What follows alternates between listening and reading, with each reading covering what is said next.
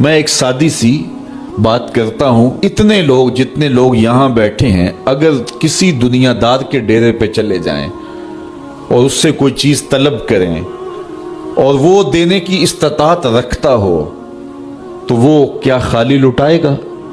وہ کہے گا اتنے لوگ آگے ہو تو ڈیرہ داری کی شان کے خلاف ہے کہ میں ان کو خالی لٹاؤں۔ تو جب یہ دنیا دار خالی نہیں لٹاتا تو رب کیسے خالی لٹائے گا؟ جب بندے اس کی دہلیز پہ چل کے آ جائیں تو وہ بندوں کی ضرورتوں کا کفیل ہے اور ان کے ہر درد کو جانتا ہے اور ان کی ضرورتوں کو پورا کرتا ہے۔ علماء نے کہا دعا ہر صورت قبول ہوتی ہے، یا تو یہ ہے کہ فوراً قبول ہو جاتی ہے، جو مانگا فوراً مل گیا، اور کبھی ایسا ہوتا ہے کہ فوراً نہیں ملتا، حکمت ہوتی ہے اور فوری دینا مناسب نہیں ہوتا تو اس کو فوری نہیں دیا جاتا، لیکن دعا بعد میں کچھ عرصے کے بعد اس کی ڈیمانڈ پوری کر دی جاتی ہے۔ اور کبھی ایسا ہوتا ہے نہ فوری دیا جاتا ہے نہ بدیر دیا جاتا ہے، اس دعا کو ذخیرہ کر لیا جاتا ہے اور حشر کے دن اس کا بدلہ دیا جائے گا۔ اور روایت میں آتا ہے حشر کے دن جب ان دعاؤں کا بدلہ دیا جائے گا جن کا بدلہ دنیا میں نہیں ملا تھا تو لوگ آرزو کریں کہ کاش کہ دنیا میں کوئی دعا قبول ہی نہ ہوئی ہوتی، سارے صلے آخرت میں ملتے۔ اللہ اکبر۔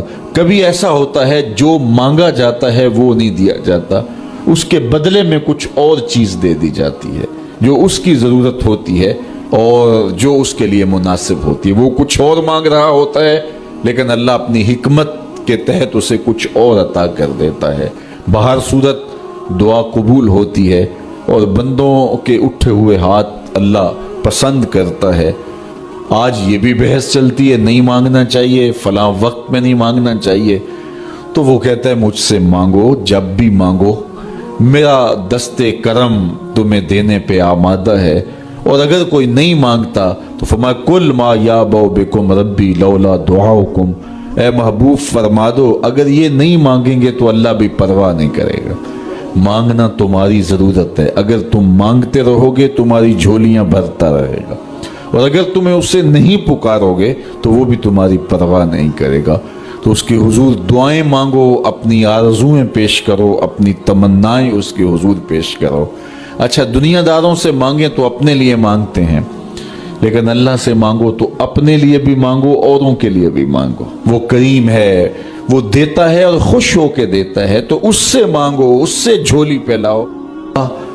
اللہ سے راز و نیاز کی باتیں، جو باتیں بندہ کسی سے نہیں کر سکتا وہ اپنے رب سے ڈائریکٹ کرتا ہے، اپنے دل کے سارے دکھڑے اپنے رب کی دہلیز پہ رکھتا ہے اور اپنی ساری ضرورتیں مالک کی چوکھٹ پہ رکھ دیتا ہے، اور اس سے مانگتے ہوئے بندے کو شرم نہیں آتی، حیا نہیں آتا، بلکہ اس سے مانگتے ہوئے فخر محسوس ہو رہا ہوتا ہے کہ میں اپنے رب سے مانگ رہا ہوں۔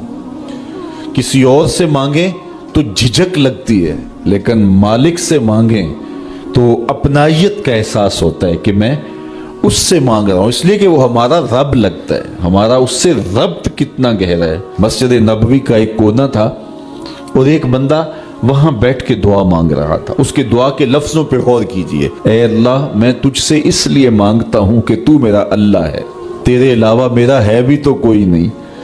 تو یہ وہ دعا مانگ رہا تھا اور مسجد نبوی کے کونے میں بیٹھا تھا۔ حضور نے دیکھا تو ایک صحابی سے کہا وہ جو دعا مانگ رہا ہے اس کو جا کے بتا دو تمہاری دعا قبول ہو گئی ہے۔ وہ مانگ اس ڈھب سے رہا ہے۔ تو یہ دعا اپنے رب سے نیاز ہے، دعا خود عبادت ہے۔ جب تمہاری ضرورتوں کا کفیل وہ ہے تو پھر اس سے نہیں مانگیں گے تو کس سے مانگیں گے؟ اور جب اس سے بندہ مانگتا ہے تو پھر وہ مانگنے والے کی لاج بھی رکھتا ہے۔ ان ربکم حیی کریم یستحیی من عبدہ اذا رفع یدیہ ان یردہما صفرا۔ تمہارا رب حیا کرنے والا کریم ہے، جب بندے اس کے سامنے ہاتھ پھیلا کے دعا مانگتے ہیں اللہ فرماتا ہے مجھے شرم آتی ہے ان کے اٹھے ہوئے ہاتھ خالی کیسے موڑوں۔ جب انہوں نے مجھ سے مانگا ہے تو میں نے بھی نہ دیا تو کون دے گا؟